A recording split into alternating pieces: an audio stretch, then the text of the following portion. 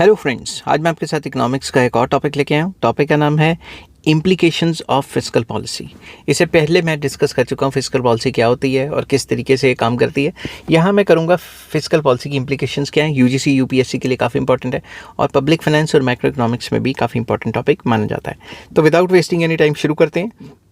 Fiscal policy refers to the use of government revenue and expenditure to influence the level of economic activity in a country. एक country में economic activity को influence करने के लिए सरकार जो भी रेवेन्यू और एक्सपेंडिचर का सहारा लेती है ताकि इकोनॉमिक एक्टिविटीज़ असरदार रहें, उसको हम फिस्कल पॉलिसी कहते हैं। तो फिस्कल पॉलिसी को सिंपल वर्ड्स में कह सकते हो, it deals with the government expenditure and government revenue.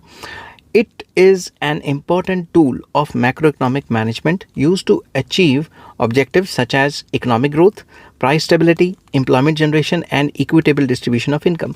ये एक important औजार है सरकार के पास ताकि वो इस इंस्ट्रूमेंट को यूज़ करके जो है इकोनॉमिक डेवलपमेंट कर सके, प्राइस को स्टेबल बना सके, एम्प्लॉयमेंट जनरेशन कर सके, इनइक्वालिटीज़ को कम कर सके, जैसे अमीरों पे ज़्यादा टैक्स लगा दिया, गरीबों को सब्सिडी दे दी वगैरह वगैरह.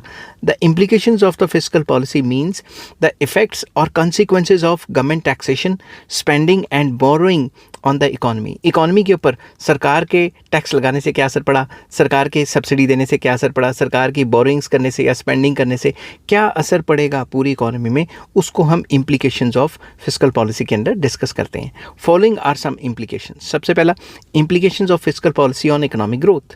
Very important. Fiscal policy has a strong impact on economic growth. Economic growth के ऊपर एक मतलब important असर डालती है. कैसे? Increased public expenditure on infrastructure, education, health and industry raises productive capacity. अगर सरकार खर्चा करती है इंफ्रास्ट्रक्चर के ऊपर, एजुकेशन के ऊपर, हेल्थ के ऊपर, तो इससे जो प्रोडक्टिव कैपेसिटी है लोगों की वो बढ़ती है. ज़्यादा पढ़े लिखे होंगे तो ज़्यादा एफिशिएंसी से काम करेंगे, अगर बीमारियां कम लगेंगी तो और अच्छे से काम कर पाएंगे. समझ की बात. Tax incentives encourage private investment. अगर सरकार टैक्स में इंसेंटिव्स देती है कि यहाँ पे आके कंपनी खोलो, 3 साल के लिए टैक्स माफ़, 5 साल के लिए टैक्स माफ़, तो प्राइवेट इन्वेस्टमेंट को एनकरेजमेंट मिलती है. एक्सपेंशन या expansionary fiscal policy during recession stimulates growth through multiplier effect. सरकार अगर फिस्कल पॉलिसी के अंदर ज़्यादा पैसा खर्च करती है और देखा जाए तो रिसेशन के टाइम पे या डिप्रेशन के टाइम पे केन्स का भी यही मानना था कि सरकार को इंटरवीन करना चाहिए. तो अगर सरकार एक्सपेंशनरी फिस्कल पॉलिसी की मदद लेती है रिसेशन या डिप्रेशन के टाइम पे, तो पैसा इकोनॉमी में ज़्यादा इंजेक्ट होगा जिसकी वजह से ग्रोथ होगी. ठीक है, अगर सरकार पैसा ज़्यादा लाएगी तो मल्टीप्लायर इफेक्ट होगा उसका. ठीक है, मल्टीप्लायर क्या होता है इसके ऊपर मैंने ऑलरेडी वीडियो बनाई हुई है, आप नीचे कमेंट करेंगे, मैं आपके साथ लिंक शेयर कर दूंगा. Next, implications on employment. Very important. Fiscal policy play a vital role, काफ़ी इंपॉर्टेंट रोल प्ले करती है फॉर एम्प्लॉयमेंट जनरेशन. कैसे? Higher government spending creates direct and indirect jobs. अगर सरकार खर्चा करेगी, जैसे रोड के ऊपर खर्चा करेगी, तो डायरेक्टली और इनडायरेक्टली लोगों को नौकरियां तो मिलेंगी. Labour intensive public works reduce unemployment. जो सरकार के लेबर इंटेंसिव काम है, जैसे सड़कों की सफाई करना या फिर सड़कों से जो है वो सड़क बनाना, इस टाइप के, या फिर कोई पुल बनाना जो जिसमें मतलब लेबर ज़्यादा यूज़ हो और मशीन का कम से कम इस्तेमाल हो. अब मैं ये नहीं कह रहा कि सड़क बनाने में और क्या कहते हैं पुल बनाने में मशीन का बिल्कुल भी इस्तेमाल नहीं होता, मगर ऐसे काम सरकार के जो पब्लिक वर्क्स हैं और क्या कहते हैं जिसमें लेबर इंटेंसिव जो है वो ज़्यादा है, मतलब लेबर का इस्तेमाल ज़्यादा होता है, जब सरकार ऐसे काम कराती है तो जॉब अपॉर्चुनिटीज़ क्रिएट होती हैं. Tax relief in industries encourage hiring. अगर सरकार इंडस्ट्रीज़ को टैक्स रिलीफ देती है तो जो कंपनीज़ है वो एनकरेज फील करती हैं कि और ज़्यादा बंदे रखते हैं, जिससे जो है जॉब मार्केट में पॉजिटिव इम्पैक्ट जाता है और लोगों को जॉब्स मिलती हैं. नेक्स्ट आ जाता है implications on price stability, that is inflation control. Fiscal policy helps to control inflation and deflation. किस तरीके से? During inflation contractionary fiscal policy reduces excess demand. जब ये महंगाई होती है तो सरकार कॉन्ट्रैक्शनरी फिस्कल पॉलिसी ले आती है जिसमें सरकार खर्चा कम करेगी और टैक्स ज़्यादा लेगी, जिससे एक्सेस डिमांड पे कंट्रोल पाया जा सकता है. Higher taxes and reduced spending help to stabilise prices. तो ऐसे सिचुएशन में सरकार ज़्यादा टैक्स लेगी, ज़्यादा टैक्स इकट्ठा करेगी, टैक्स के कई टाइप्स और बढ़ा देगी, जिससे कि लोग कम खर्चा करेंगे और प्राइसेस स्टेबल रहेंगे. During deflation expansionary policy increases demand and prices. तो जब डिफ्लेशन या डिप्रेशन आ जाता है इकोनॉमी में तो सरकार एक्सपेंशनरी पॉलिसी लेके आती है, जिसकी वजह से ज़्यादा पैसा इकोनॉमी में आएगा तो डिमांड बढ़ेगी और प्राइजेस भी पहले से ज़्यादा बढ़ जाएंगे जो गिरे होंगे। उसके बाद implications on income distribution, very important. Fiscal policy helps in achieving equitable distribution of income. मगर क्या इक्वालिटी हासिल हो चुकी है? नहीं हो चुकी। तो फिजिकल पॉलिसी से इनइक्वालिटी रिड्यूस हो सकती है, ख़त्म नहीं हो सकती। तो progressive taxation reduces income inequality. Progressive taxation होता है जैसे जैसे आपका इनकम बढ़ती रहती है टैक्स का रेट भी बढ़ता रहता है, तो अमीरों पे ज़्यादा टैक्स लगता है, गरीबों पे कम। इससे इनइक्वालिटी कम होती है, ख़त्म नहीं होती। Welfare spending benefits weaker sections. जब भी सरकार वेलफेयर के ऊपर खर्चा करती है तो गरीब लोगों को फ़ायदा होता है। Subsidies on food health and education support the poors. तो जब भी सरकार फूड के ऊपर, हेल्थ के ऊपर या पढ़ाई लिखाई के ऊपर जो सरकार सपोर्ट करती है, सब्सिडीज़ देती है, गरीबों को फ़ायदा होता है। अमीरों को तो ये महंगे रेट पे भी मिल जाएगा, कोई दिक्कत नहीं होगी। नेक्स्ट है implications on capital formation. Capital formation के ऊपर क्या इंप्लीकेशंस हैं? Physical policy influences savings and investment. Saving और इन्वेस्टमेंट को फिजिकल पॉलिसी काफ़ी असर डालती है। Tax incentives encourage savings and investment. सरकार टैक्स इंसेंटिव देके सेविंग्स और इन्वेस्टमेंट्स को एनकरेज करवा सकती है। Public investment creates capital assets. तो पब्लिक इन्वेस्टमेंट को एनकरेज करके कैपिटल एसेट्स को बढ़ा सकती है। तो सरकार खुद इन्वेस्टमेंट करेगी तो सरकार के ही तो एसेट्स बनेंगे ना, मशीनें लेके आएगी, फैक्ट्रीज खोलेगी वगैरह वगैरह। डेफिसिट फाइनेंसिंग में boost capital formation if used productively. अगर डेफिसिट फाइनेंसिंग को हम प्रोडक्टिवली यूज़ करें, वो पैसा जो सरकार को घाटा पड़ रहा है, वो पैसा जब सरकार कर्जा लेके आएगी या फिर नए नोट छाप के लाएगी, अगर वो प्रोडक्टिव जगह पे खर्च करेगी सरकार, तो इकॉनमी बूस्ट अप हो सकती है। Implications on economic stability, very important. Fiscal policy promotes economic stability by reducing fluctuations. कैसे? Counter cyclical fiscal policy stabilizes business cycle. अगर business cycle चल रही है, बूम रिसेशन डिप्रेशन चल रहा है, तो सरकार काउंटर सिक्लिकल पॉलिसी लेके आए। जैसे कि अगर रिसेशन या डिप्रेशन चल रहा है तो एक्सपेंशनरी फिजिकल पॉलिसी लेके आए, अगर बूम पीरियड चल रहा है तो कॉन्ट्रैक्शनरी फिजिकल पॉलिसी लेके आए। तो automatic stabilizers like tax and welfare payments reduce shocks. तो सरकार इन टाइप के इंस्ट्रूमेंट्स को, फिजिकल पॉलिसी के इंस्ट्रूमेंट्स को यूज़ करके जो है ऑटोमेटिक स्टेबलाइज कर सकती है इकोनॉमी को। During economic slow down increase government spending stabilises economy and demand. अगर इकोनॉमिक स्लो डाउन आया, वही रिसेशन डिप्रेशन चल रहा है, तो सरकार क्या कर सकती है? अपनी स्पेंडिंग को बढ़ा सकती है, टैक्सेस कम करेगी। और अगर बूम पीरियड चल रहा है तो इससे उल्टा सरकार खर्चा कम कर देगी और टैक्सेस को बढ़ा देगी। Next, implications on resource allocation.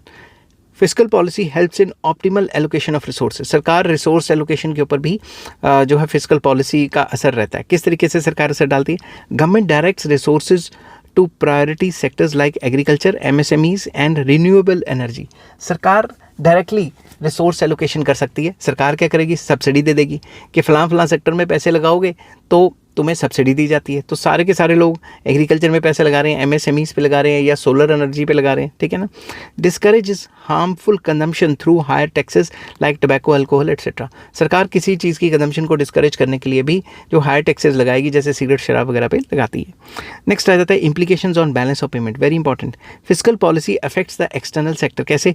Expansionary physical policy में इंक्रीज इंपोर्ट्स।